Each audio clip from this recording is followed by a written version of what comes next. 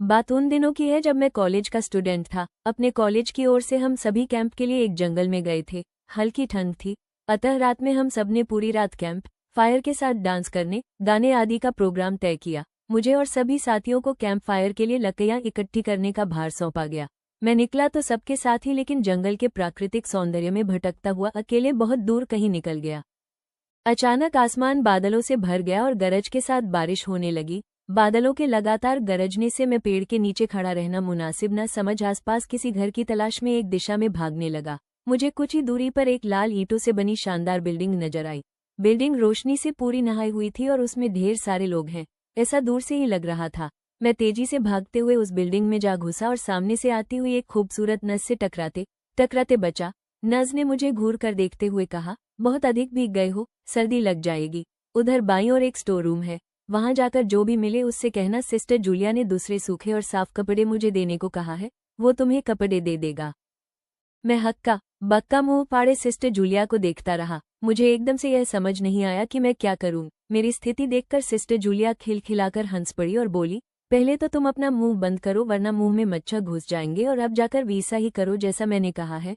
मैं हल्के से हाँ मैं सर हिला सिस्टर की बताई दिशा में जाने को मुड़ गया। अभी कुछ एक 10 कदम ही चला होऊंगा कि मेरे कंधे पर किसी ने हाथ रखा। मैं चौंक कर पीछे मुड़ा और अपने सामने आर्मी की वर्दी में एक युवक को खड़ा मुस्कुराता पाया।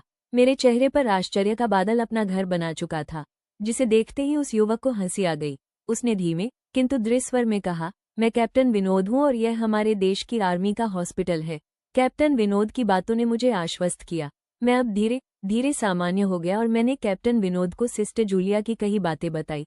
सुनकर कैप्टन विनोद के चेहरे पर रहस्यमयी मुस्कान फैल गई और वे बोले, तो सिस्टर जूलिया से भी मिल चुके? जी, क्या मतलब है आपका? कुछ नहीं, चलो मैं तुम्हें सूखे कपड़े देता हूँ, चेंज कर लो, नहीं तो सच में सर्दी लग जाएगी। और मैं कैप्टन विनोद के पीछे पीछे एक बड़े से कमरे में पहुंच गया। कमरे के चारों ओर हरे रंग के पर्दे लगे हुए थे। एक और एक बड़ा सा बेड पड़ा हुआ था और उसके सामने एक सोफा था। बीच में एक टेबल था जिस पर 2 ग्लास, एक बड़ी बोतल ब्रांडी की और 1 या 2 पत्रिकाएं पड़ी हुई थी। कमरे के एक कोने में एक बड़ी सी अलमारी थी, जिसमें से कैप्टन विनोद ने एक आसमानी रंग का कुर्ता पायजामा निकालकर मुझे दिया और कमरे से लगे बाथरूम की ओर इशारा किया। मैं बाथरूम से कपड़े चेंज कर जैसे ही निकलने लगा, मेरी नज़र बाथरूम की एक दीवार पर पड़ी। वो खून के छींटों से भारी हुई थी। ये देखकर मैं घबरा गया और जल्दी से बाहर निकलने को मुदा कि बाथरूम में लगे आईने में खुद को ही देखकर चौंक गया। आईने में मेरा पूरा शरीर तो नजर आ रहा था, लेकिन मेरे शरीर पर से मेरा सर गायब था। अब मुझे डर लगने लगा और मैं हड़बड़ाकर बाथरूम से निकल गया। मुझे इस तरह बाहर निकलते देख कैप्टन विनोद ने हंसकर पूछा, क्या हुआ? अरे हाँ, तुमने तो अब तक मुझे अपना नाम ही नहीं बताया। कहाँ जाओगे? बाहर बहुत तेज बारिश हो रही है। लेकिन तुम जाना क्यों चाहने लगे अचानक, यह मैं समझ नहीं पा रहा हूँ। कैप्टन विनोद, आपकी बाथरूम की एक दीवार पूरी खून के छींटों से भरी हुई है, और आपके बाथरूम में लगा आईना भी कुछ अजीब सा है। उसमें मुझे मेरा पूरा शरीर तो दिखाई दिया, लेकिन मेरा सर ही गायब था। मैं अब बिल्कुल भी नहीं रुकूंगा यहाँ, बारिश में ही भीगता हुआ अपने कैंप तक जाऊंगा। कहते हुए मैं कमरे से बाहर जाने वाले दरवाजे की ओर बढ़ा। रुको! तभी कैप्टन विनोद की कड़कती आवाज गूंजी, तो तुमने सब कुछ देख ही लिया? जी, क्या मतलब है आपका? मेरी आवाज में डर भर गया था। मतलब चाहे जो हो, तुम तब तक यहाँ से नहीं जा सकते जब तक मैं तुम्हें कुछ बता न दूं। क्या बताना चाहते हैं आप? जो आज तक कोई न जान सका, जो आज तक कोई न जान सका, वो मैं जानकर क्या करूंगा? प्लीज अब मुझे जाने दें।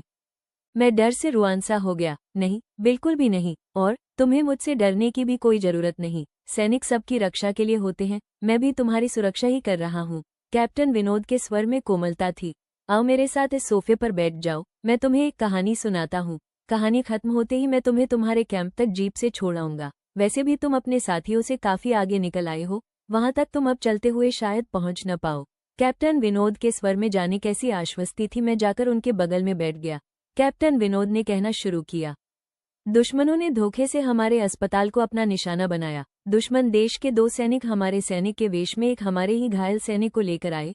वो घायल था और हमारे देश की सेना ने उसे बहुत ढूंढा, लेकिन नहीं मिला था। शायद साजिश के तहत उसे घायल होते ही घुसपैठियों ने कहीं छुपा दिया था। अचानक अपने खोए सैनिक को अपने हॉस्पिटल में पास सभी खुश हो गए और बिना अधिक पड़ताल किए हॉस्पिटल के गेस्ट रूम में घायल को लेकर आने वाले छद्मवेशधारियों को ठहरने की इजाजत दे दी गई।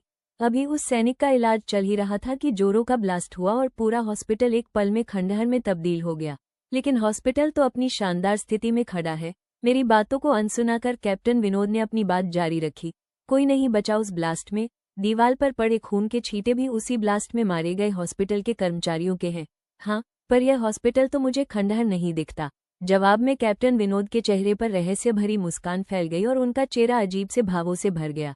मैं उनके चेहरे को देखकर अंदर से दहल गया। फिर भी मैंने हिम्मत कर पूछा, आप उस ब्लास्ट में बच कैसे गए? सुनते ही कैप्टन विनोद ठहाका लगाकर हंस पड़े और मुझ पर एक भरपूर नजर डालते हुए कहा, ये कहानी आज से मात्र 10 वर्ष पहले की है और मैं तो आज से 50 वर्ष पहले मर चुका हूँ। इसके आगे उन्होंने क्या कहा मुझे कुछ नहीं मालूम। चेहरे पर गीलेपन का एहसास जब काफी हुआ तो मैं जैसे नींद से जागा। मुझे घेरे हुए मेरे सभी सहपाठी और टीचर खड़े थे। मेरे आंख खोलते ही मेरे सर ने कहा, थैंक गॉड, तुम्हें होश आ गया। तो क्या मैं बेहोश था? हाँ, तुम जंगल में जाने कहाँ भटक गए थे। जब सभी लौट आए और तुम नहीं आए तो हम सभी मिलकर तुम्हें ढूंढने निकले। काफी दूर जाने के बाद हमने एक जीप आती दिखाई दी जिसमें एक आर्मी मैन तुम्हें पीछे की सीट पर सुलाए हुए हमारे कैंप को ढूंढते हुए आ रहे थे। उन्होंने हम सबको भी अपनी जीप पर बिठाया और कैंप तक छोड़ा। हमने उन्हें काफी रोकने की कोशिश की लेकिन वे ये कहते हुए चले गए, अभी नहीं रुक सकता, एक जरूरी काम है। जब हमने तुम्हारे बेहोश जाने और उन तक तुम्हारे पहुंचने के बारे में पूछा तो बोले सोमेश ही बताएगा और जो भी बताएगा वो सब अक्षरशः सच होगा। सबकी उत्सुक निगाहें अपनी ओर लगी देख मैंने धीमे स्वर में पूछा, जोर क्या उनका नाम कैप्टन विनोद था? सर ने हाँ में सर हिलाया। मैंने सबको उधर चलने को कहा जिधर से सबने जीप आती देखी थी। पहले तो सर तैयार नहीं हुए लेकिन मेरे बहुत कहने पर वे राजी हो गए। सुबह होते ही हम उधर की ओर गए। मैं उस जगह पर पहुंचकर गहरे आश्चर्य में डूब गया। वहां एक अधजला खंडहर था जिसके एक टूटे पत्थर पर लिखा था आर्मी हॉस्पिटल।